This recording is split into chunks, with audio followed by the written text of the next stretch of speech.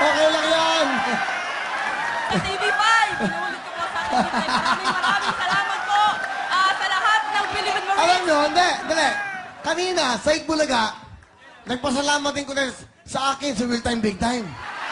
Sa Itbulaga. Pero ang ginawa ni Big Soto, ni Joey lahat, in-appreciate naman nila yung ating programa at in-appreciate naman ako. Ganun din naman ang buhay.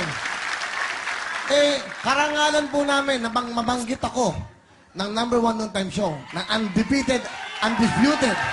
Di ba? Kala rin the singing soldier, sila lang po nakaisip niyan. Di ba? Ginaya na lang ng lahat yan.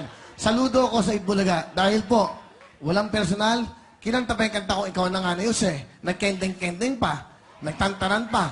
Lahat nag-congratulations pa. Nag-amazing pa. Lahat po ng ginagawa, nag-red, white, and blue. Ginaya pa si Shalani.